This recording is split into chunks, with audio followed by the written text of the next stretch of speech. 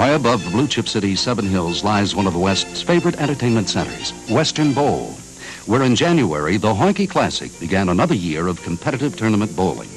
Since 1975, over $1 million in prize money has been awarded each year to men and women bowlers. Additional early bird prizes are paid to winners during the first 6 weeks of the Honkey Classic, the world's largest handicap tournament. Share in the excitement. Western Bowl on Glenway Avenue, Western Hills. Holiday Homes is making it possible for you to own a beautiful new home like this for less than you pay in rent. Holiday Homes is overstocked, so we've taken $2,500 off the price of every new single and double-wide mobile home in our inventory this month. $2,500 off, plus guaranteed lowest prices and interest rates. And as a special introductory offer, every home in Princeton Crossing, our newest community, is also $2,500 off. Largest selection, lowest prices, best values, Holiday Home. Why shop anywhere else? And once again, welcome back to Stones Lanes in Norwood. Of course, this is the qualifying from our Crossgate lanes.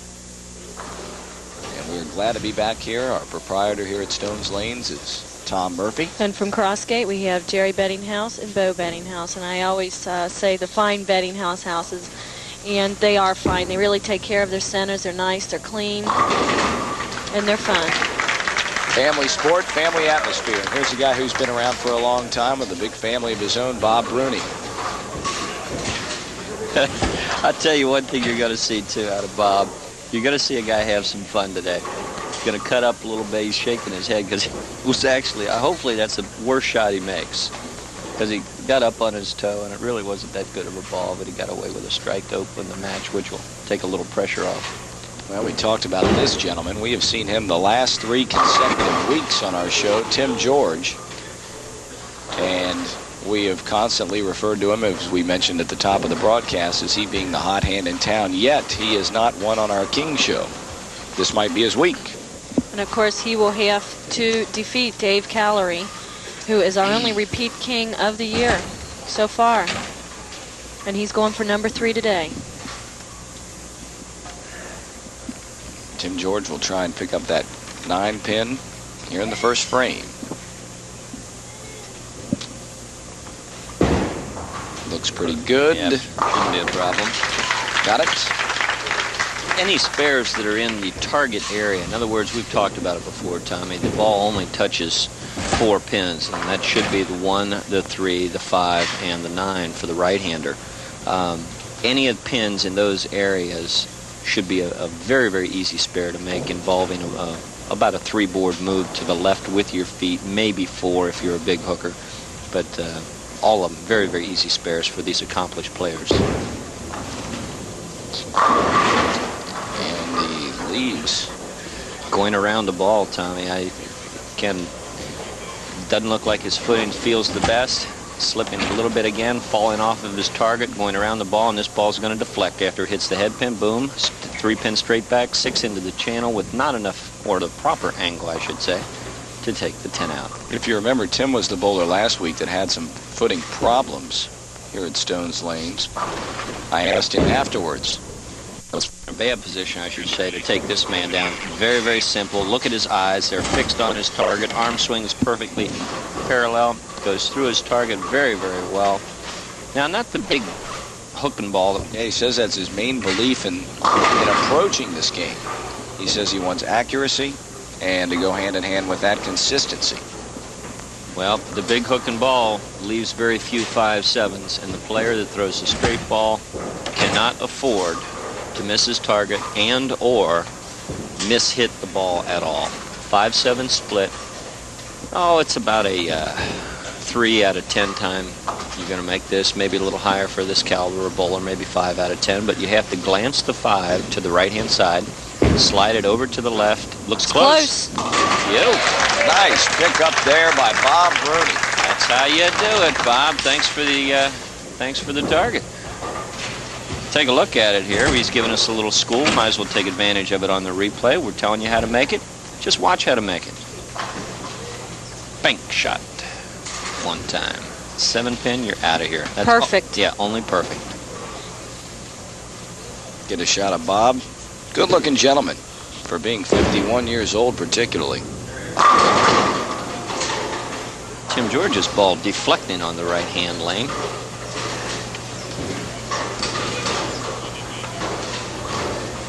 The outside line that Tim George is, I think he's going to wind up going to a ball that he will be able to play outside a little bit further out of the tracked up area already, Jen. We'll watch him as the match progresses, but I think to beat Bob Brune, he's going to have to get out and play Bob in his own area, and that's further to the right. Exactly right. Picks up the 10. So that is 3 spares in a row for Tim George.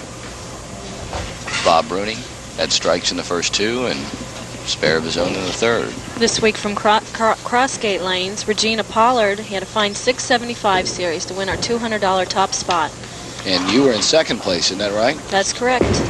Well, congratulations to you. Thanks. That qualified me for the year-end finals, which is for $500, and you'll be seeing that in the weeks to come.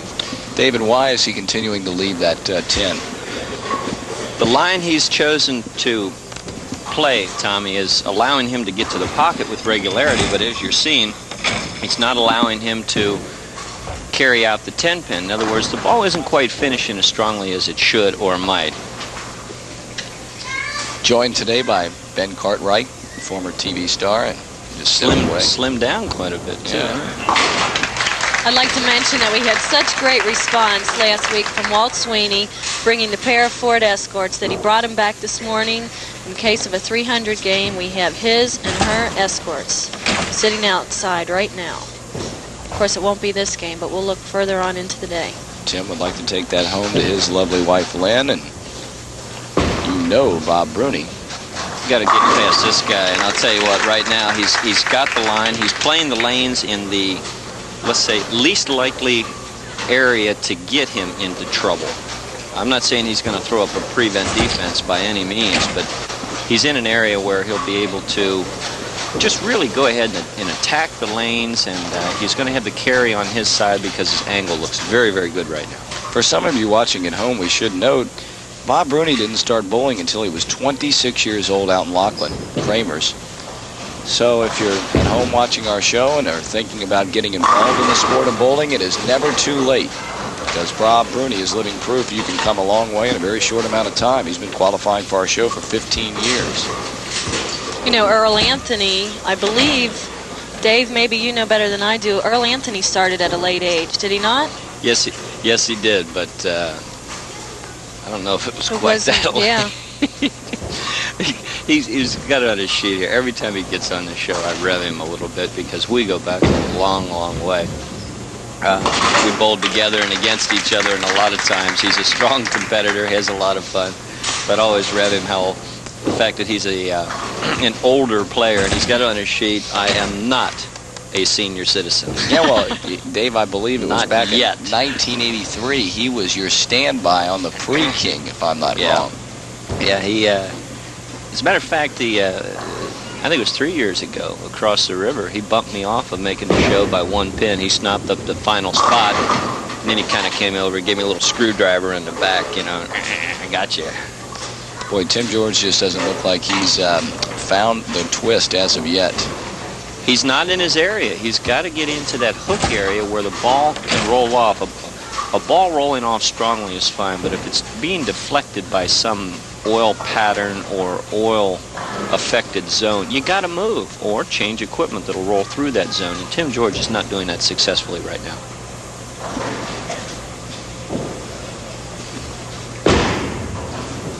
Look out.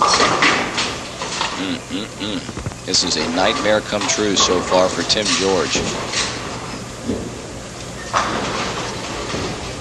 That'll give him 83 in the fifth. That is his first open, but he has a look of dismay right now. He's just not quite sure what to do. We'll see if he figures it out. Yeah, it looked like he made the adjustment last week Yeah. when he needed to. As Freddie says, I'm your worst nightmare.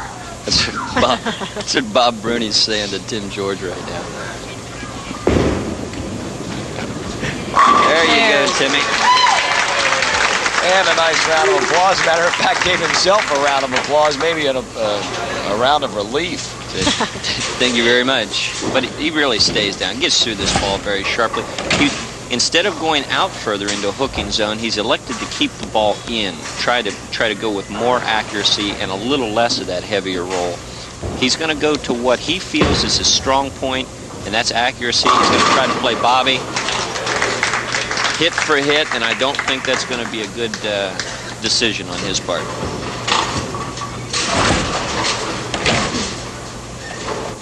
And thus far, Brune the commanding lead. There you see it. 25 pins. 25 sticks is right, Jen, and the reason he's filling his frames, as you can see at home. No opens. It's so nice to see someone like Bob, who really is intense about his bowling, and yet he's so jovial. He hits fun no matter what, and I think that's the key to everybody's bowling. Dave, you and I were watching him throw a little bit before we got started, and his motion is almost effortless. Well, yeah, it is, and if I was really being mean, I'd say right now at his age it better be, but we'll leave that one out. No, it is effortless. It's a lot like some of the professional players that are doing quite well this year. Walter Ray Williams, for example, is a player that throws the ball extremely straight. He throws it with a little more authority than Bob Brune, but the roll is very similar, and the hit is good. We can take a look at it here. Take a look at the release one time. Here you go. No, not really gonna go for anything here other than nice, smooth roll. You don't have to work hard. This is an easy game. Bob owns a tanning center, Color Me Tan, over in Groesbeck, and that's why he looks like he just got off the boat from the Keys. Keeping the ball in tight's a bad decision, Timmy. Very seldom do I. Well, he's motioning that his wrist is flattening out. I just think he's playing the wrong place of the lane right now. And if he goes over and strikes on the left-hand lane, and then comes back to the right-hand lane and goes light again, we'll take a look at what line he chooses to play. But Timmy's just in the wrong area of the lane right now. Gets the 2-5. Good coverage on that spare. That's not an easy spare. Not an easy spare at all. Hey, I'd like to thank everybody for your response to my request for help on these tips. We have to film a few new tips that we're going to use towards the end of our year, and so many people have been so helpful in sending in so many letters. We still want you to send them in. You've got 3 more days to get them into the BPA office. Use the same address as the Golden Ball. Address them to my attention. I'll be picking up my mail there once a week. See, the left lane, the lane that he's having no problem getting the ball finishing with, he's going to be in good shape, but he's got to change his mind on the right lane. Let's take a look at it here on the replay. This shot will work on the left lane, Tim. That's right. It's going to roll off, and it's going to roll off extremely hard. This time, 5-pin goes straight. Well, not straight back, off to the right and then straight back, left and straight back, leaving a stone 9. Could have been a 4-9. He's left quite a few of those between this week and last week. And that is why he has not advanced to become our king, to be completely honest with you. The standby, yeah. The standby who's present keeping score today is Jim Honorlaw. And he came out this morning. He had a little bit of a rough time. But he lost 226 to 162 to Bob Brune. And we'd like to see Jim back again. Good chance we will.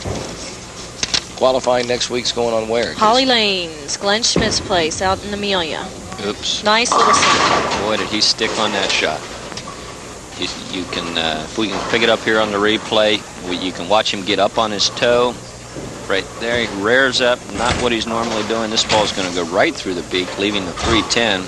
Watch the head pin go straight back, takes out the 5. What do you say, came up a little early? Definitely came up early, and that's because nothing again with the approaches, but he came up on his toe. He got too much of his weight and forward momentum build up, and he came up on his toe rather than leaning back on the heel to get that slide. That split opens things up for Tim Georg. Until that point, he was in command, but Timmy gets back in it. 155 in the 8th for Brune, but Georg working on the spare. Looks to make up some of that ground right here in the 9th. Technically, about a 14-pin difference between the two players. The advantage to this man that you're looking at, Bob Brune. Plus 14 going into the 9th frame. anything can happen in the 9th and 10th. All kinds of things can happen. You heard him yell and roll. He knows he needed it, and he gave it a little vocal response. Let's watch it on the replay and see if we can pick up any of his body English here. No, but we're going to watch the action of the pins. 6 pins, second one from the corner. Nips a 10 on the way out, and Bobby says, yeah, thank you. It sets up the all-important 10th frame for Bob Brune to protect that 14-pin lead. Looking for 10 on 18. And once again, he liked it, but he did everything he wanted to do, but the ball deflected. Let's see if we picked it up here on the replay. We set up for it. Let's watch this ball skid, skid, skid, start to roll, hits the pocket, deflects badly. 6-pin into the channel, not nearly enough juice to come out and get the 10. Just a bad choice of lines or angles or equipment, whatever suits his game better, but just not bad shots on the right lane. Timmy's making good shots, just bad choices. Oh, and once again, to sound repetitive, picks up the spare on the 10th pin, but he needs strikes. And he needed a strike, to be honest with you, that last frame, because that gave him the opportunity to jump right back in it. Well, he's strike out for 191. Exactly, Jen, and at that point, Bob Brune would have to mark out with some decent counts, and he can get there. Way wide, but on the left lane, it's going to get back. Got all the room he needs on the left lane. It's that right lane that gave him problems the entire match. Well, Jen, that's got to be so tough to figure out when you have one lane that's working one way for you and then the other lane the complete opposite almost. And it really surprises me that Tim didn't pick up on it a little bit earlier. You know, maybe something that just has distracted him or that, but quite often you do have to play the lanes differently. There's a lot of variables that account for that. Sometimes you'll have open play in one lane. People come out in open bowl just on the one lane and not on the other. There's a lot of factors, but quite often that really does happen. He's not going to roll over and play dead. No, if he finishes with 191, the situation set up is this. Bob Brune would have to strike and then get 7 counts, a 7 count or better on his fill ball or any kind of a mark. A spare on the 7 count would win it for him. But Tim George, every pin is very, very important, and he can thank his lucky stars he's finishing on the left lane at least.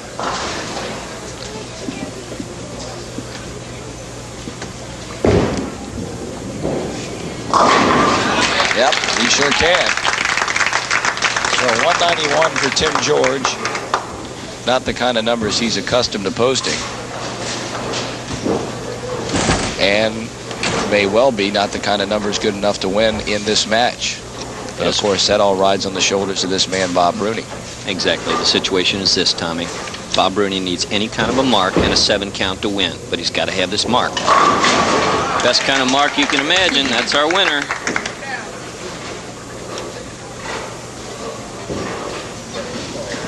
He'll go on to game number 2. Game number 2, he's going to be meeting who, Jen? Doug Rickey. We have never seen him before, I don't believe. He had a fine 765 series.